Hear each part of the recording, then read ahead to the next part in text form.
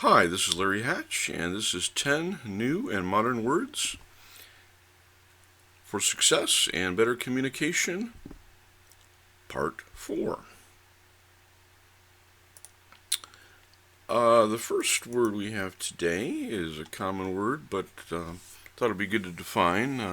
It's not always seen in all countries. It's called a Go Cup, and it's basically a portable drinking vessel designed for easy, safe transport, as opposed to sitting down with a teacup or a glass. And it's often an insulated coffee cup with a protective lid and a special grip, Starbucks kind of thing. And the Go Cup has kind of become part of our busy lives, although, with COVID and stuff, not a lot of us are going out as much as we were. But Go Cups can be delivered to you. I know I've seen that. And you can buy Go Cups in the grocery store a lot of times to make your own Go Cups. Not that we're all going anywhere these days, but you can buy a Starbucks type or McDonald's type cup, that's insulated with a little grip and one of those little sippy lids on it. So you can actually buy those and make your own, saving some money. So anyway, I thought I'd define that. The next term is super spreader, and that's sort of a term we've gotten since the COVID era. About a year ago now, as I record this. And it's said of both an event and a group of people. So there can be a super spreader event, or there can be a super spreader group. It's both an adjective and a noun. And they are traceably responsible, traced, for a large number of disease cases due to unprotected contact among the many people in the space. I'm not saying everybody that was there or in the group was irresponsible. It just might be a couple of individuals who were hugging and talking without masks or with bad masks. Those bandana kind of masks hardly do any good. In fact, they may even aerosolize the particles. Some of the vented masks protect you, but not the people that you're venting to. So anyway, I won't get into all that, but a super spreader is both an event and a group of people. So we'll probably hear that again. A gigafactory.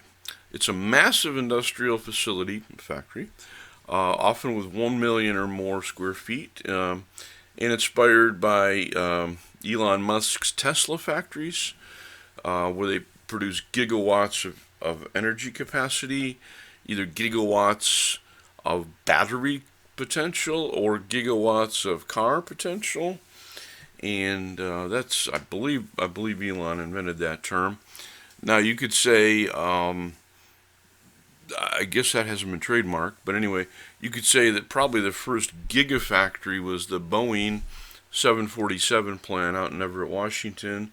That is still believed to be the largest factory building in the world, with many millions of square feet, and it's such a big building that it can actually develop fog and clouds, and has even been known on a cold day to snow indoors. So that's a gigafactory.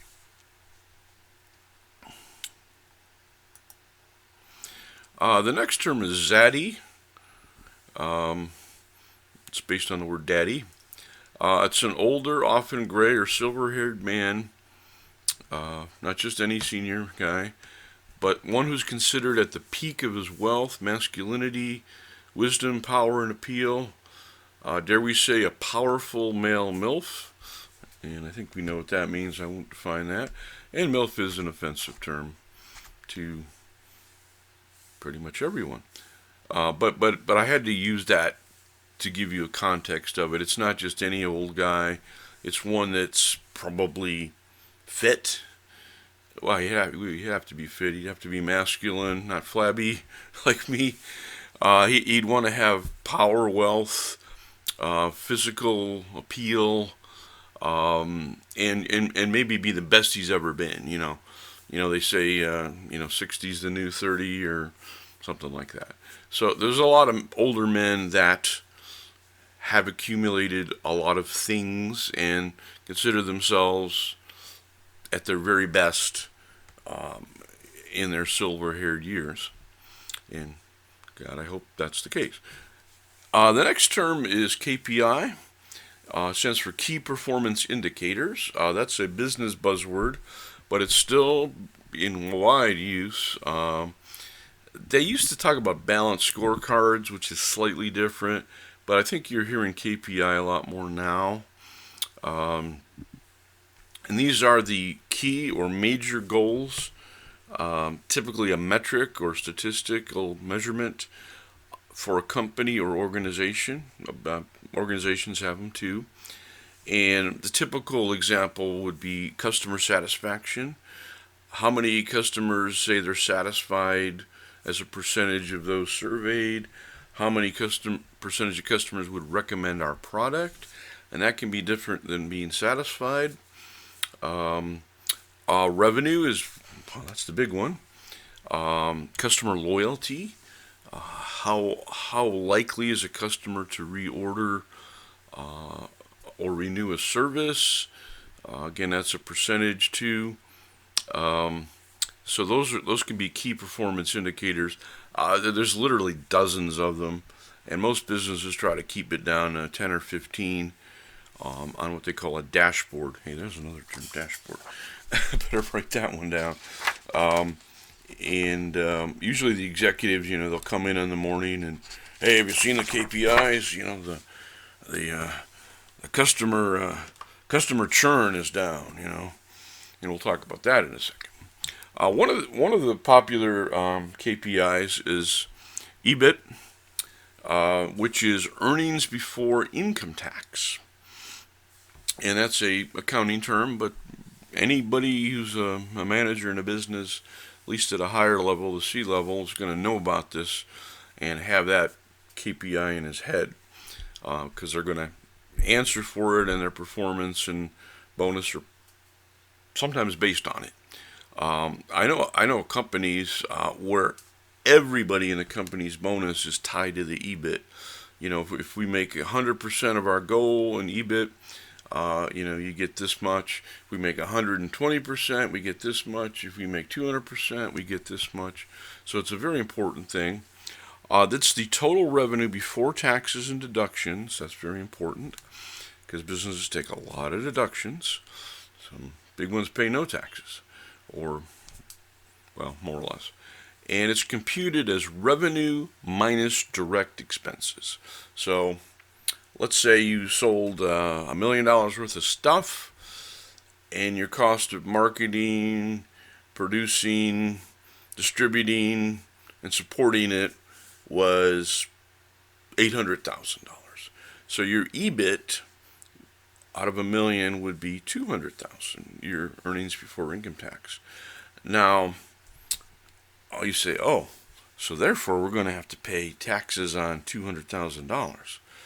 Let's find $200,000 worth of deductions. So you started out with your gross revenue at $1 million, your direct expenses were $800,000, leaving an EBIT of $200,000, and then you're trying to look for $200,000 worth of deductions so you pay no tax. Hope you can follow that. I probably should have actually put that on the screen. But anyway, the next KPI that you will see is customer churn. And that's not, customer throwing up in their mouth a little bit. No. Or getting sick from your hamburgers. No, customer churn is the percentage of total or raw number of customers lost over a period of time. It's very similar to the customer turnover rate. Sometimes it's calculated a little differently, but we won't get into that. And low numbers are best. So let's say if you have 1,000 customers and you lose 100 of them this year, your churn is 10%. That's not good. Suppose you have 1,000 customers and you lose 100 in a month. your churn is 10% in a month. Suppose you lose 400 out of the 1,000 in a year. Your yearly customer churn is 40%. Now, I know some businesses kind of make their living on that. They expect a lot of churn. People try us once and never come back, and they're okay with that. Customer loyalty is not important to them. Those tend to be places that are not satisfying their customers or overcharging, perhaps for a good product anyway. So they expect a lot of churn. So there's always millions of new people out there. There's always a full-born every minute, they say. So some companies don't worry about the churn. The churn is high, and they still make millions of dollars, even if they lose a lot of customers. But a good ethical business that wants long-term success, they want a really low churn. And some really good businesses, their churn is just single digits. So anyway, the next term is officiant. It's not efficient, it's officiant. It's a person, and usually this is a clergy member or somebody who stands in for them. Usually, some things, there's a legal requirement, but we'll get into that in a second. And this person or clergy member leads or directs an important service. It's a very major master of ceremonies, and it's typically somebody who presides at a wedding, a baptism, or a funeral. Obviously, if somebody presides over a wedding, they have to be legally approved in some areas to actually marry somebody, although sometimes there'll be other people conducting the service along with the clergy member to make it legal. A baptism, well, anybody can really do that, although typically a group would want somebody who's ordained or certified in their belief to do that. Funeral, pretty much anybody can direct a funeral with a funeral director. And again, this is not somebody who actually runs the whole operation like a wedding planner or a funeral director. It's somebody who manages the service itself, master of ceremonies. So there's varying degrees as to whether you need a clergy member or not. Sometimes just a friend or a respected person, and so on. Non-dualism. We talked about non-binary, which I had in the past confused with non-dualism. Again, they're very different. Non-dualism is a philosophy of life. It's not really a religion per se, because non-dualists can be Christians in their general belief, or Buddhists, or have other Eastern religions. So there's a whole range of people that believe in non-dualism. It's a philosophy of life seeking a mature enlightenment or transcendence. It's a little like Eastern religions. Above dichotomous or two-sided polarized thinking. So, heaven, hell, good, bad. People who practice non-dualism don't always look at things as plus, minus, polarized, yes, no, good, bad. They tend to favor reality as it is. They want a mature enlightenment, unity with God, whoever their God may be, or a higher power, or the universe as a whole. There's lots of forms of it, and it's a little hard to pin down.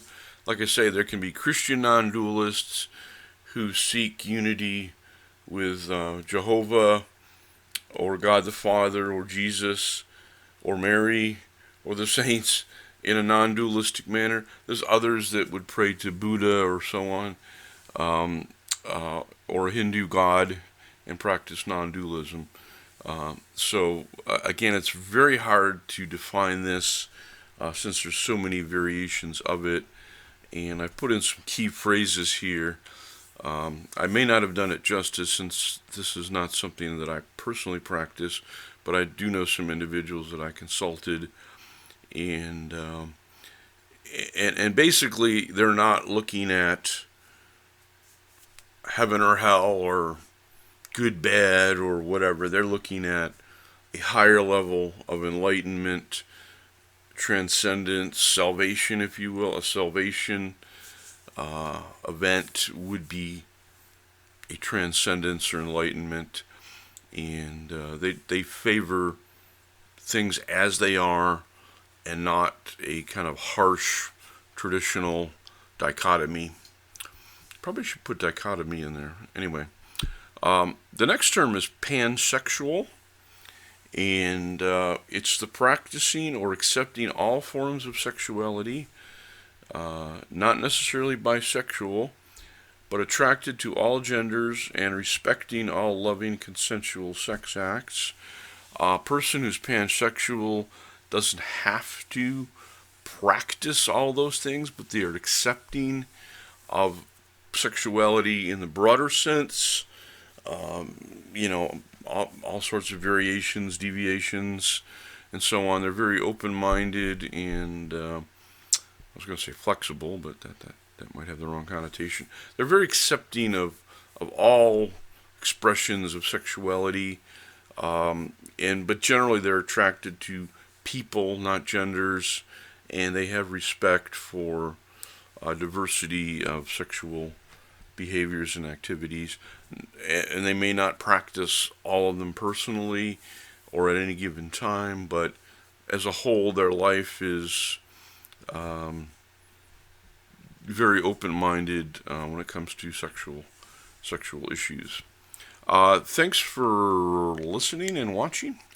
Again, please comment. All these definitions are my own, and I haven't plagiarized any, although I've assembled some phrases based on people I've consulted and references, and try to give all the terms a fair and equal positioning, although my examples may not suit everybody. Anyway, so please comment where I can be corrected, where you might have a good phrase or better definition, maybe some examples, even some humor. We appreciate that. Again, please be kind and good in your comments and respectful. Thanks very much.